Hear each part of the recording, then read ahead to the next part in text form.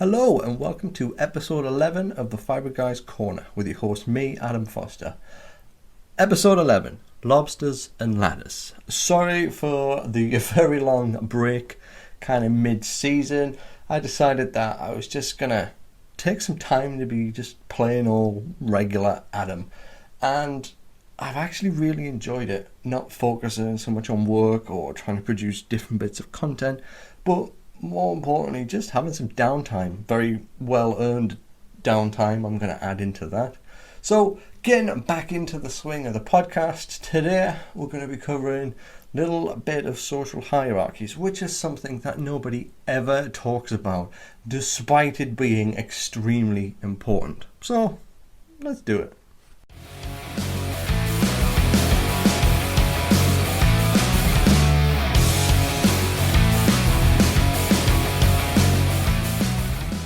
We have previously talked about various different biological factors that influence pain, and we've also touched on a psychological one. Now, unfortunately, most of the time, people completely forget about, or they negate, or whatever, the huge amount of different social factors that are incredibly influential when it comes to like pain and fatigue and various other symptoms.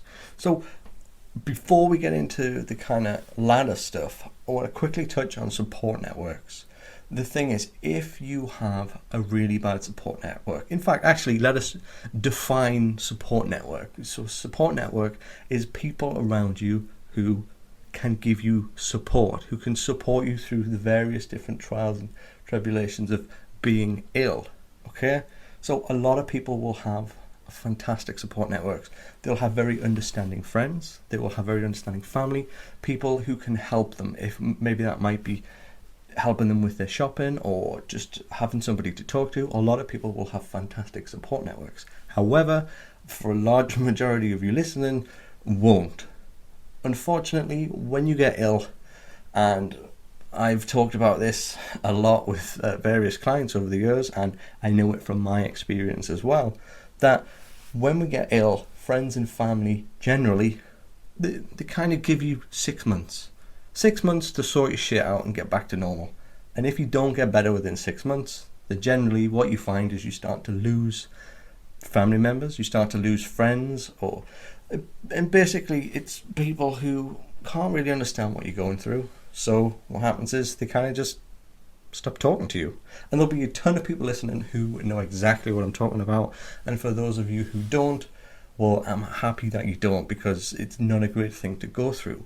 But for other people who do experience this, it can be very disheartening, especially if you're scrolling through Facebook and you see your friends group or the group of friends you thought were your friends, and suddenly they've completely stopped inviting you out. And yes, for the most part, when you're ill, you will more than likely decline the invitation. God knows I did, especially with things like migraines. However, it's always nice to have the offer. So when you scroll through Facebook and see your friends group who aren't inviting you anymore, that can have obviously a big impact, especially on your mental health. And remember, although it's a social thing, you not being invited anymore, that's going to have massive psychological consequences, because you're going to more than likely get depressed. Biologically, that's going to have kind of be affected as well, because you're going to be depressed, your physiology is going to change. So support networks are a big thing, and if we look at towards, and I'm going to put a little trigger warning in here for anybody that has been through things like abusive relationships, you might want to skip forward about 5 minutes from this point if that is you. But what we generally find is a support network as well, if that is your husband or your wife and you're in a domestically violent relationship. And remember, domestic violence isn't just about physical. There's things like coercive control as well that makes it up as well. It can be emotional distress, gaslighting, different things like that. But what we generally find is that if you've been in a domestically violent relationship, you're about 44% more likely to develop chronic pain in later life, which is a hell of a jump. Obviously, there's going to be slightly different implications for men and women due to certain different social stigmas and things like that, but that encompasses all the support network. So obviously, think about the environment, social factors, the environment you're in. Is it a supportive one? Is it a negative one? That's a super important thing, because brains like safety. And if you have an abusive partner or something like that, then what's going to happen is your safe place, the place that no matter how stressful, how shitty life gets, that place that you can come home to, take your shoes off, sit down and relax and you're safe, now becomes a completely hostile environment where your brain is again going to have to engage certain kind of countermeasures, certain protective responses, guarding, heightened kind of alert systems to stop you getting injured or stop you getting hurt. So support systems as a whole is an incredibly important part of recovery, because we need to implement the changes. We need to remove certain negative aspects of our support network. We need to implement new ones that are going to help us. And it's not easy. It's not easy in the goddamn slightest. So don't think I'm saying, oh, you just need to do that and that, because that's not the case. It's a hard thing to do. What I'm saying is it is a big factor that you need to take a lot of time to think about and to figure out the changes you need to implement in your life. So that is the little section I wanted to just cover on support networks. Social hierarchies. This is something that never ever gets addressed. And I don't know why, because it is probably one of the most important parts when it comes to the social aspect of human beings. Every kind of species on the earth lives in some sort of hierarchy where everybody has a role to play, be that alpha or beta, but everybody has a role to play. And the best way to describe this is if we take lobsters, okay? And because this translates very well to human beings. So lobsters, we share an ancestry with them, some 750 million years, probably more.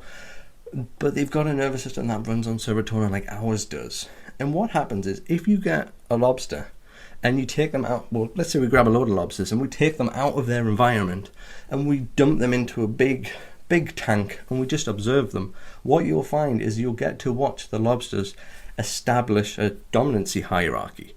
And it's an amazing thing to watch. But most importantly, okay, is that lobsters, just like humans, they need this hierarchy. They need it for stability. They need it for serotonin. And if we think to humans, serotonin is a very important chemical, because not only is it a social bonding chemical, it's also vital for our immune system. It's also vital for sex drive and different things like that. It's a super important chemical. What happens is everybody has a little social hierarchy meter, okay? So when you walk into a room full of people that you know, say it's people you've taught, okay, or you've helped train them up at a certain job, when you walk into that room, your brain will analyze where you are, who is in it, and it will place you on the social hierarchy meter. Are you at the bottom of the ladder? Are you brand new to this kind of situation, to this room of people? Or are you at the top? Are you at the top of the social ladder? If you are at the top of the social ladder, at the top of this social hierarchy, and you have a room of people who look up to you, then you are going to be rewarded with tons and tons of serotonin, okay? Which is going to make you healthier. It's going to make you be able to deal with physical stresses better, psychological stresses better, and social stresses better. You're going to have a higher sex drive. You are going to feel good. If you look at the people like Mark Zuckerberg and CEOs of multi-billion-pound companies, these guys and these women, they work 120 hours a week. They hammer themselves into the ground with work and they never get ill. It's because they're always pumping out copious amounts of serotonin, because they're at the top of the social hierarchy. And what happens is, with this kind of social hierarchy, where you fit on it is incredibly important, because if you're at the bottom rung of it, okay, you're not going to be producing as much serotonin. Your health, your biological health, your psychological health is going to be affected. Just a fact, it's going to be affected. If we go back to the lobsters, okay, when a male lobster fights another male lobster, what will happen is they have a various different kind of stages of kind of conflict resolution going on, from simply showing claw size to almost spitting at the other lobster so that the other lobster can check out kind of what's going on genetically with that lobster, and it can make an informed decision whether it should fight or it shouldn't fight. But the last stage is they'll get very violent, and what they'll do is they will attack one another, and they will grab onto eye stalks or antennas, limbs, and they will do something called a tail whip. They'll whip their tail back, and it will drive the whole lobster backwards in a bid to pull off various different parts of the other lobster. Now, what drives this postural reflex, this kind of diversion, this tail whip, is serotonin. So what happens is when a lobster defeats another lobster, it will stand up proud, it will get a little bit bigger, and it will get more serotonin, making it stronger. And when you're at the top of the hierarchy, you get, first choice of females in lobsters, first choice of food, first choice of shelter. It appears to be the winning lobster. But what we find with the other lobster, the lobster that loses, is that it will shrink. Its posture will change. It will get smaller. It will also, certain parts of its brain will change, dissolving almost, and it will grow almost a new subordinate brain. Okay? So, also, I can't remember the exact figure. I think it was around 70 or 80%, but you'd have to fact check me on that. I can't completely remember. This was a while ago I read this. But if you got the lobster that had been defeated and you made it fight a lobster that 2 days ago it had won the fight against, then the lobster that has just been defeated has an 80% chance of losing against the lobster that it's already fought against and won 2-3 days prior, because it comes down to biology. And as I'm incredibly big on all of the different factors that influence just human beings in general, you can see how that social factor, especially for this lobster, is going to influence its biology. Not just its psychology, but its biology. And the same is true for humans. I think personally what is a big factor that people don't really necessarily think about or understand or even contemplate is that when people get ill, they have to generally stop working. And what happens is you give up that position at work to become unemployed, which is a huge kind of drop for somebody if you've been in a high level position. So obviously socially becoming unemployed because you can't work anymore because the pain is just starting to become chronic and it's starting to become worse, then straight away you've got that social factor influencing your psychological health. Your mental health is going to be affected because you're not going to be too sure where you fit in society. And then your social hierarchy at home is also going to be affected, because if you've always been the breadwinner, there's a certain kind of stake with the social hierarchy for that. If you suddenly go from being the breadwinner to then being unemployed, being at home all the time, then you completely change the social hierarchy at home. So you're going to have to fit in, and generally you're going to have to start at the bottom. You can't just enter a social hierarchy straight off the bat and go straight in at the top. Maybe in lobsters, but not in humans. It doesn't work like that.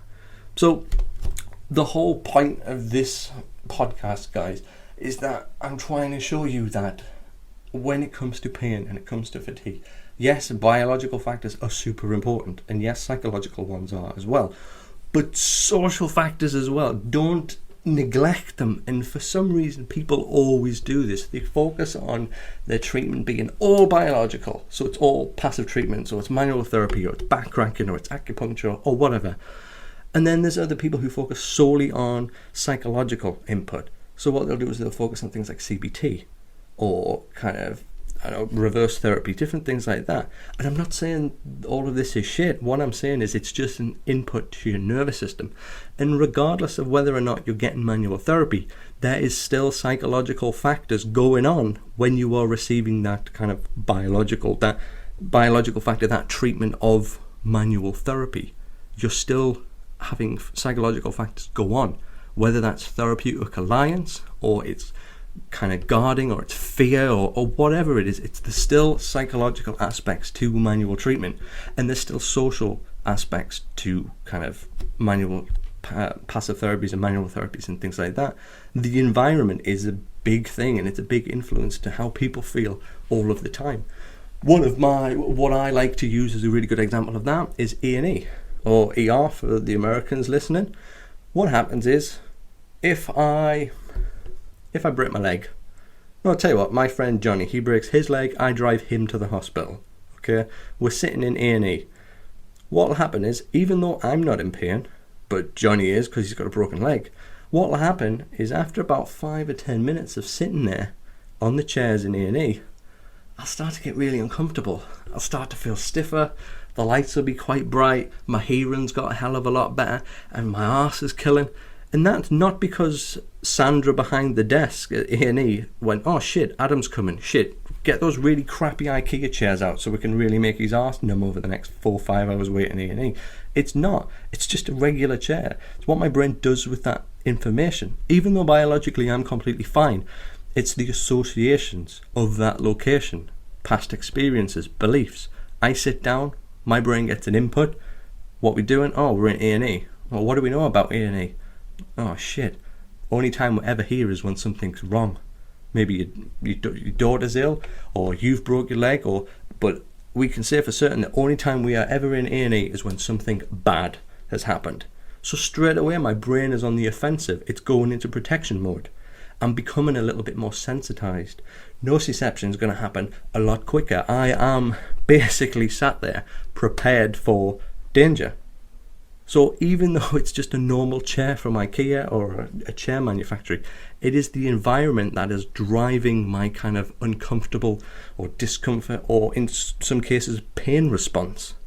It's the environment. So another trigger warning, guys, coming up, because it's really hard to talk about this stuff without giving kind of examples that are going to actually be able to get your head around it, because I want everybody listening to fully understand what we're saying. Semantics are quite important, so everybody has to understand what each word means, either literally or figuratively. But think of it like this: if you have, so trigger warning, guys, sexual content, if you have a woman who has been sexually assaulted in the past, and I use this analogy a lot, and she's going for a massage, okay, and she's got the choice of 64-year-old Jan, or she can have 22-year-old Gunter, okay, Swedish powerlifter, okay. Even though these two therapists are trained in the exact same, let's say, Swedish massage, and they're going to provide the same amount of input, the same amount of force, the same music playing while they're doing it, even though they're giving the same input to the nervous system, it's about the environment and how that person processes that environment. Obviously, if it's a little old woman doing this massage, then the woman who has been sexually assaulted is going to feel a hell of a lot safer. Her brain is going to be able to relax her muscles a little bit more. She's going to be able to let her guard down, have a nice chat with a massage therapist, get a little bit of descending modulation going on, build some therapeutic alliance with the person massaging her, and she's more than likely going to leave that massage table feeling relaxed. If she's going in to have the exact same massage, but Jan isn't available and only Gunter is, okay, because of Gunter's sex, because of his gender, especially if he's a straight male, and because of her past experiences, then when she gets on that table, even though Gunter's going to give her the same input the same massage technique, her brain is not going to be able to fully relax. It is going to be still in protection mode, alert, looking out for possible threats. And because of her past, Gunter is a credible threat. However, certain things can change the situation, okay? If, while she's talking to Gunter, it turns out Gunter's actually gay and he has a boyfriend, well then straight away, what is her brain going to do with that information? Oh, he's not interested in women. Oh, and straight away she's going to relax a lot more. And it's unlikely she'll have the same effect, kind of massage and relaxing wise, as if the little old lady did it. However, she's going to relax a hell of a lot more knowing that he's not kind of a threat. So how we perceive other people is an incredibly important thing. If Gunter wasn't a big Swedish powerlifter, if he was, say, 6 stone wet through, then he's not going to be as intimidating for the woman who's getting the massage. Just see what I'm saying, guys? It is not just about the biological, it's not just about the psychological, it's about those social factors as well. Environment. And the environment is going to be shaped by what we perceive it to be. Whatever is outside of your brain is the objective reality. The world we see, the reality we see, is completely subjective. Our brain almost, in a way, I suppose, hallucinates what we see. Because me and you can be in a room together and a dog can walk in and I'll get a little bit panicky. But you might love dogs, so you'll be like, oh, so our rooms are very, very different. Although, objectively, it is the same room. It is a room with a dog in. But inside of my brain, inside of my subjective world, this is a room that is quite threatening, where yours isn't. So, to wrap up, guys, social hierarchies. We've got a lot in common with lobsters. That's a truth.